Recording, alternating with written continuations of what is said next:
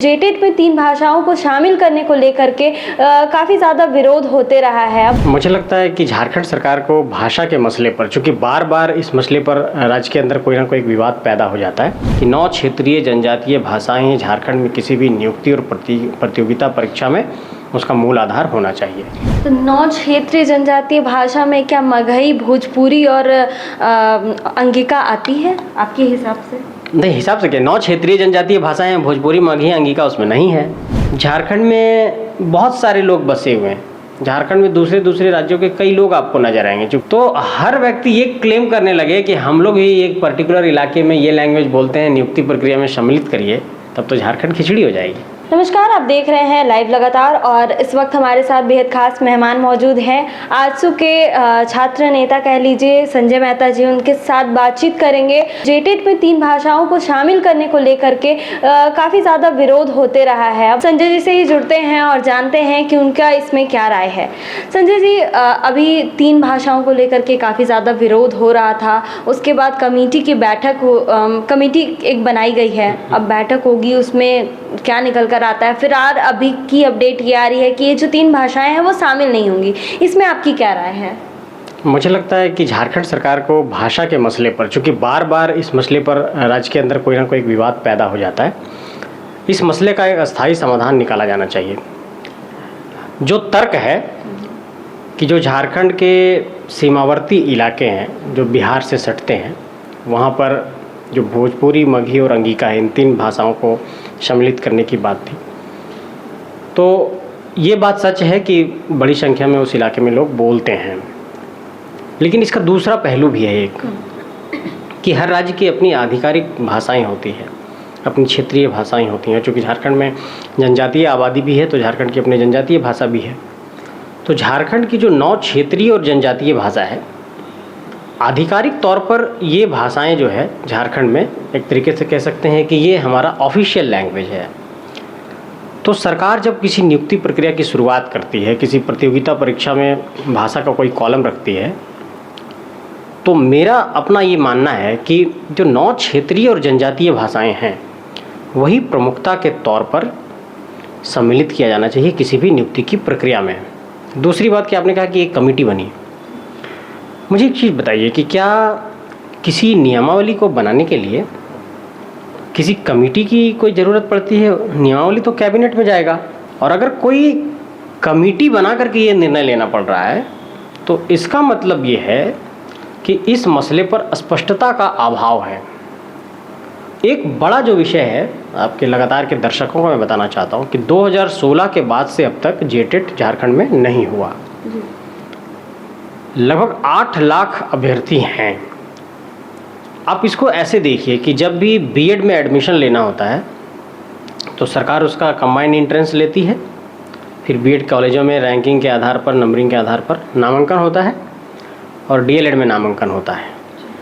तो सरकार की बेसिक समझ पर यह सवाल खड़ा होता है कि जब आप बीएड और डीएलएड में एडमिशन के लिए प्रक्रिया को पूरी कर रहे हैं और हर साल बच्चे वहाँ से पास होकर के निकल रहे हैं, तो ये पास होने वाले बच्चे कहाँ जाएंगे? इनके पास करियर का ऑप्शन क्या है?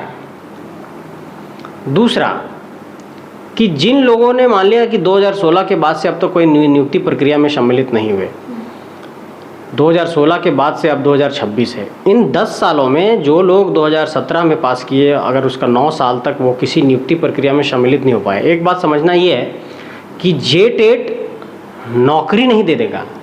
जेटेट शिक्षक नियुक्ति प्रक्रिया में सम्मिलित होने का दरवाज़ा खोलता है। ये सिर्फ एक शिक्षक का पात्रता परीक्षा है कि आप, तो हमारा ये कहना है कि आप एक पात्रता परीक्षा लेने में इतना विलम्ब करते हैं 9 साल, तो जिसकी उम्र 30 साल थी 2017 में, अभी अब वो व्यक्ति की उम्र मान लिया कि बढ़ गई और उसको 10 साल का नुकसान हुआ, तो उसकी नौकरी अब मान लिया कि 10, 11वें साल, 12वें साल बाद लगेगी, तो क्या उसके 10-11 साल के नुकसान की आप भरपाई करेंगे?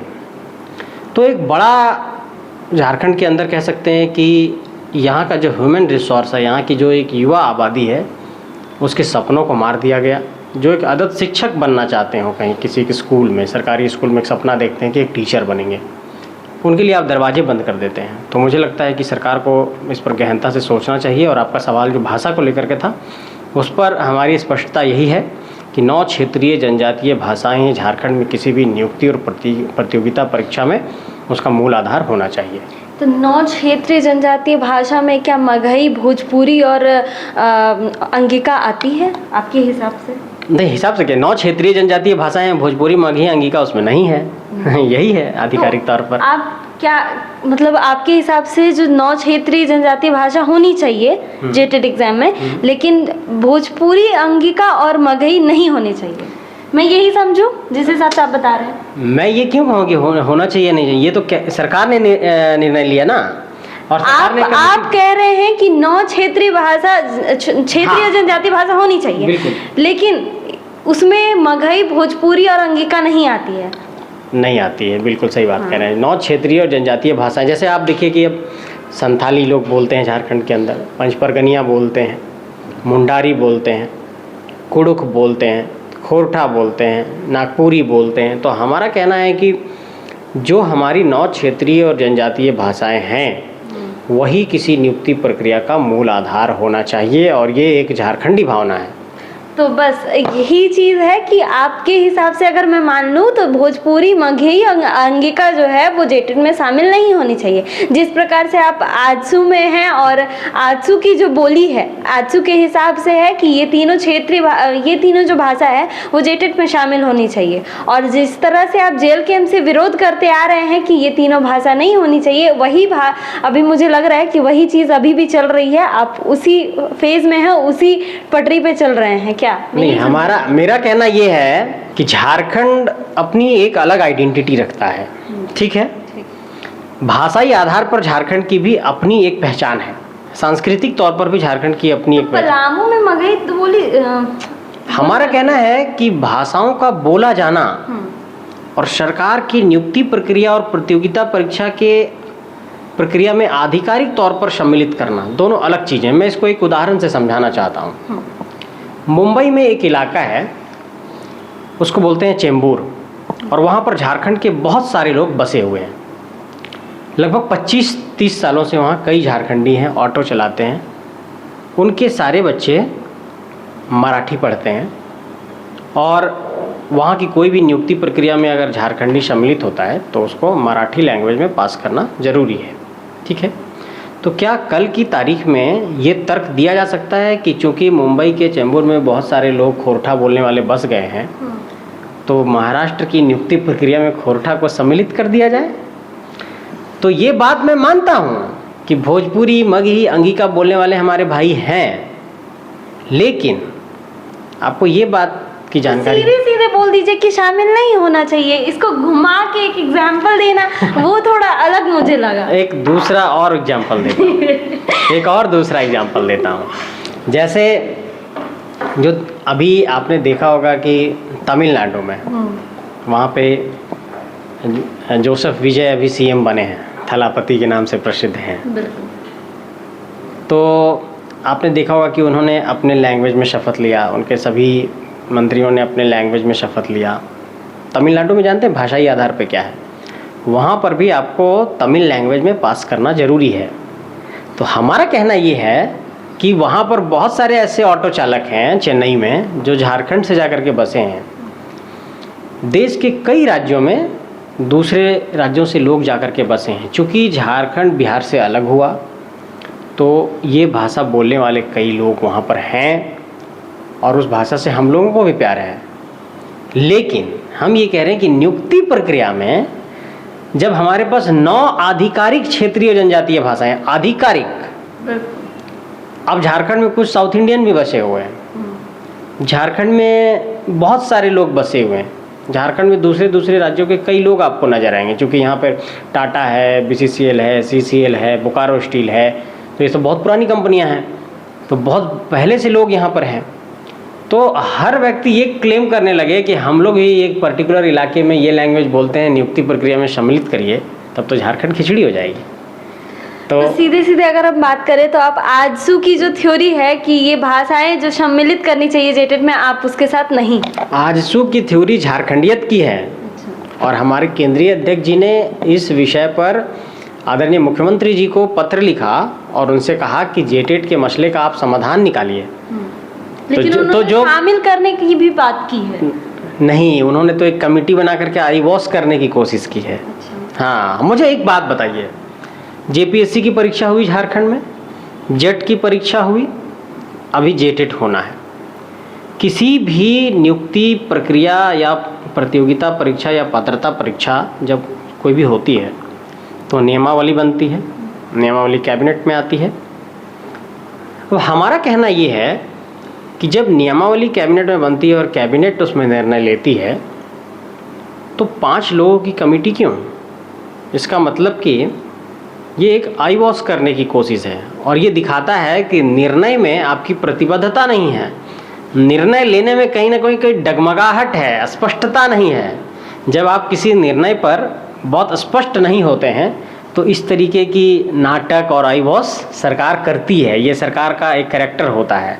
तो ये कह सकते हैं कि होशियारी है आई वॉश करने की, उनको भी ये शो करने की देखो हमने तुम्हारे लिए कमेटी बनाया था, निर्णय लेने के लिए हमने विचार विमर्श किया और कमेटी इस निष्कर्ष पर पहुंची है। तो ये एक मुझे लगता है कि आई वॉश का एक रास्ता है और कुछ खास नहीं। तो आपको क्या लगता है कि ये जो मुद्दा है उसको राजनीतिक मुद्दा बनाया जा रहा है? इसी कारण से तो यहाँ के नौजवान बर्बाद हुए हैं। अगर यहाँ के नौजवानों के साथ इस तरह की पॉलिटिक्स नहीं होती तो यहाँ के नौजवान आज इस तरीके से रास्ते पर दोराहे पर खड़े नहीं होते। 6 से 8 लाख अभ्यर्थी बीएड और डीएलएड किए हुए लोग आज एक पात्रता परीक्षा के इंतज़ार में 10-10 बरस गुजार दिए। तो मुझे लगता है कि ये एक बड़ा फेलियर है ना, एक बड़ी विफलता है ना सरकार की। तो जेटेट किसी भी कीमत पर झारखंड में अब कंडक्ट करा दिया जाना चाहिए। और एक विषय मैं आपके संज्ञान में लाना चाहता हूँ और जेटेट के पदाधिकारियों को भी, जो फॉर्म भरने की प्रक्रिया है उसमें वेबसाइट में बहुत सारे इशूज आ रहे हैं। जिन लोगों ने 2024 में फॉर्म भरा है उनको सुधार करने का ऑप्शन नहीं मिल पा रहा है। उसमें कुछ लोगों का कुछ ऑप्शन गलत हुआ होगा, कुछ हुआ होगा, तो एडिट करने का ऑप्शन नहीं है। 403 एरर का कुछ मैसेज आ रहा है।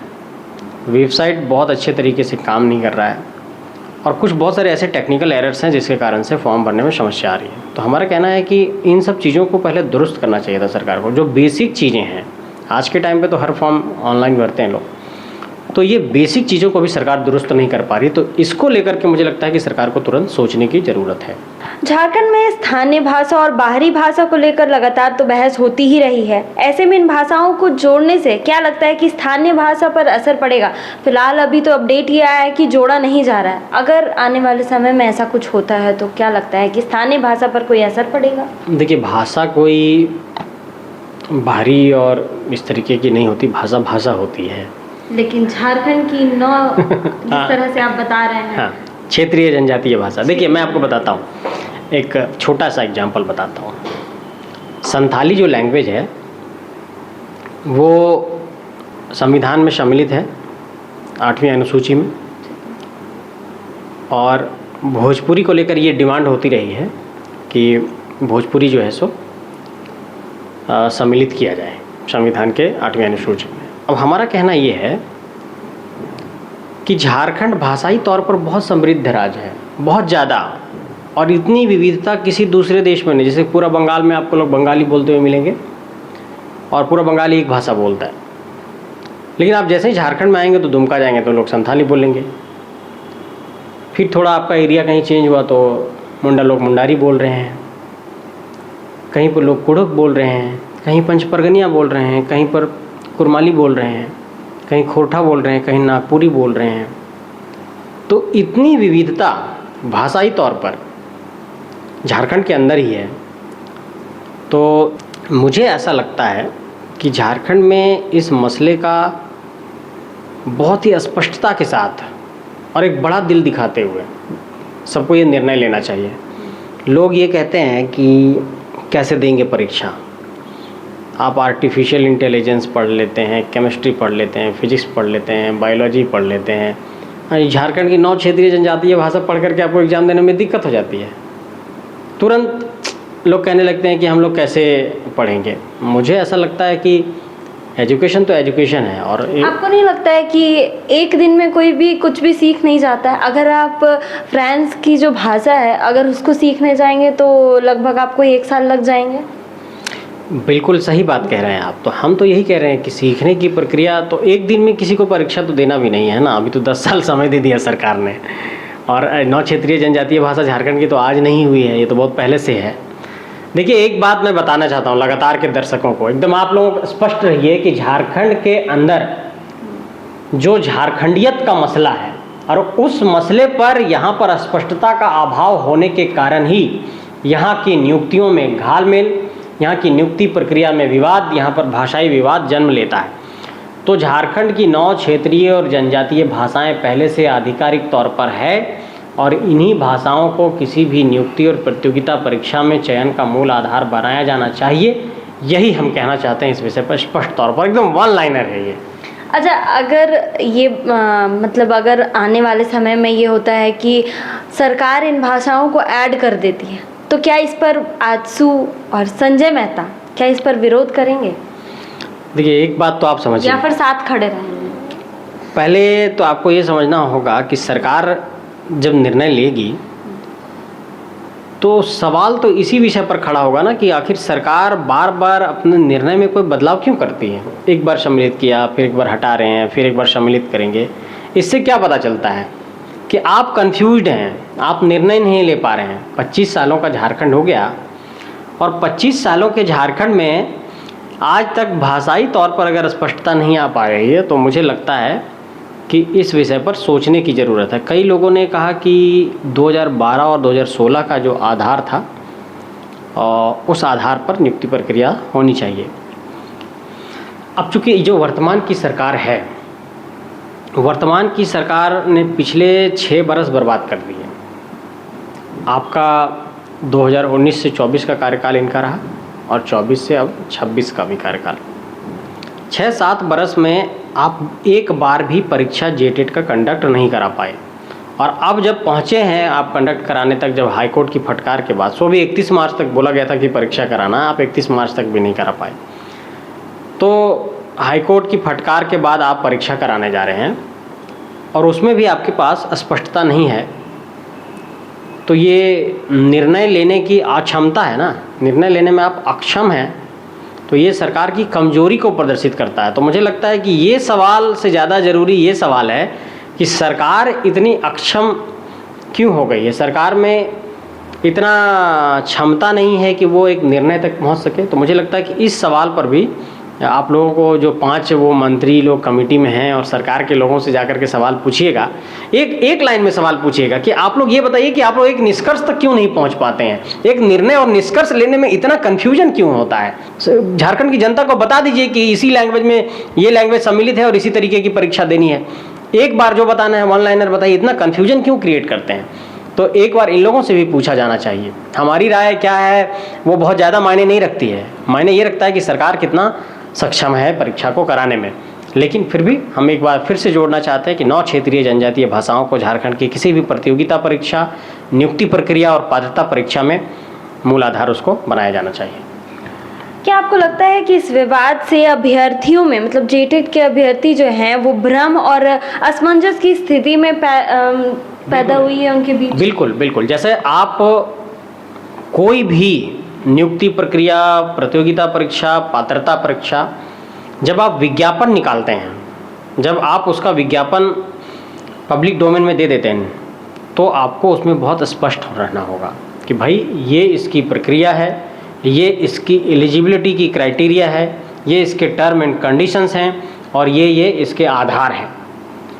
और अगर इसको आप देने में बहुत झिझकते हैं, बहुत विलम्ब करते हैं, बहुत सोचते हैं, समझते हैं, या फिर कुछ पब्लिक डोमेन में नोटिस देने के बाद फिर उसको आप रिवोक कर लेते हैं, वापस करते हैं, तो जो परीक्षा की तैयारी करते हैं बच्चे, वो मानसिक तौर पर बहुत परेशान होते हैं। आप खुद सोचिए कि आप एक जर्नलिस्ट हैं और आपने मास कॉम कर लिया, कल की तारीख में कोई एक ऐसा एंट्रेंस आ जाए जिसमें आपको दूरदर्शन में नौकरी करने के लिए एक एंट्रेंस देना है और वो एंट्रेंस की परीक्षा 10 साल तक टलती रहे।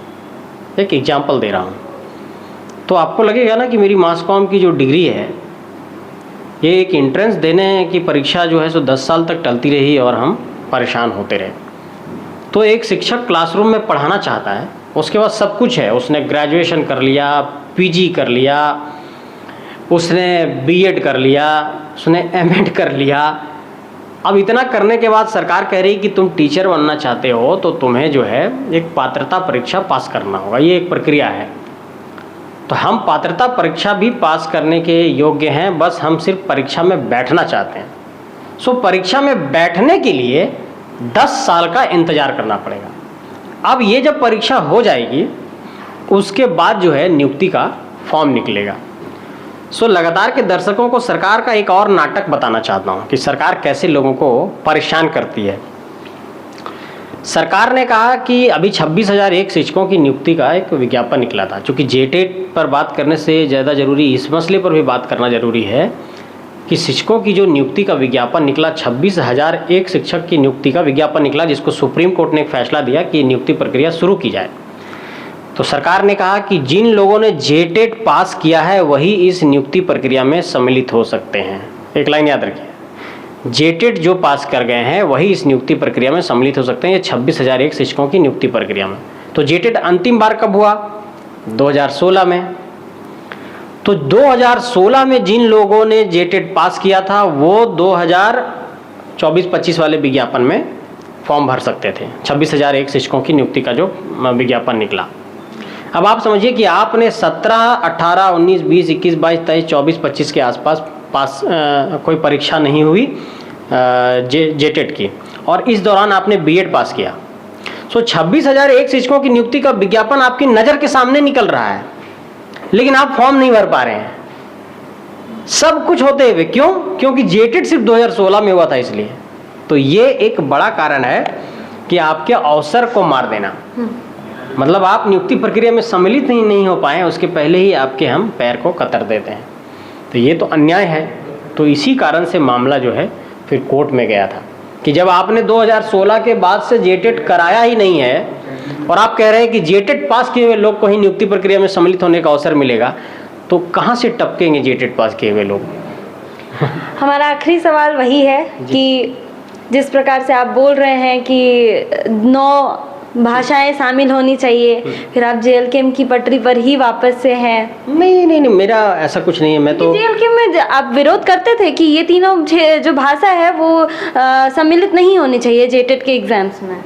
हम लोगों ने हमेशा से झारखंड के भाषाई विरासत और भाषाई समृद्धि को लेकर एक ही बात कही है कि झारखंड की अपनी 9 क्षेत्रीय और जनजातीय भाषा है और उन भाषाओं को परस्पर प्रॉपर सम्मान मिलना चाहिए।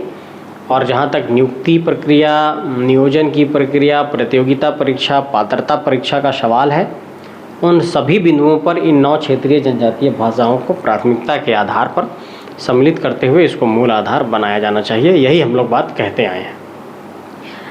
बेसिकली हम यही मान रहे हैं कि भाषा से आपको प्यार है, लेकिन झारखंड से भी कुछ ज़्यादा प्यार है, इसलिए बस जो 9 क्षेत्रीय जनजाति भाषा है उसी पर टिके रहना चाहिए। हम बस एक चीज़ करेक्ट करना चाहते हैं आपको कि भाषा से प्यार है, लेकिन हम बार बार एक बात कहते हैं, जैसे अभी इस वक्त हम लोग दोनों यहाँ पर हैं, तो अनऑफिशियली अगर हम किसी लैंग्वेज की बात करेंगे तो सबके प्रति सम्मान का बात करेंगे, और आप कहेंगे कि ऑफिशियली जो है हमारी नियुक्ति प्रक्रिया में भी हमारी भाषा को सम्मिलित कर दीजिए, तो थोड़ा ऐसा लगेगा आपको कि ये बहुत ज़्यादती हो जाएगी। जैसे अगर सपोज कि हम कल की तारीख में बंगाल जाते हैं और पूरी बंगाल में आपकी पीढ़ी जो है गुजर जाती है, मतलब 50 साल आप रह जाते हैं वहाँ पे, और आप खोरठा बोलते हैं और एक बड़ी आबादी बच जाती है, तो अचानक से आप किसी भाषा में अतिक्रमण नहीं कर सकते हैं उसके एरिया में जाकर के।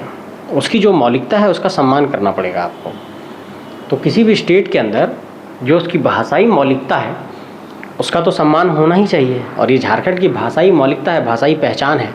तो मुझे लगता है कि इस पहलू पर बिना किसी लाग लपेट के सबको एक राय यही देनी चाहिए कि 9 क्षेत्रीय और जनजातीय भाषा ही झारखंड में मूल आधार हो। तो देखिए 17 तारीख को अब बैठक होनी है, 5 मंत्रियों की बैठक होगी, उसमें क्या निष्कर्ष निकल कर आता है उसकी अपडेट हम आप तक ज़रूर पहुंचाएंगे। फिलहाल अगर कोई नया अपडेट आएगा हम आप तक ज़रूर पहुंचाने का काम करेंगे। फिलहाल के लिए बने रहें हमारे साथ। धन्यवाद। लाइव लगातार के वीडियो को लाइक करें, सब्सक्राइब करें और बेल आइकन को दबाना न भूलें।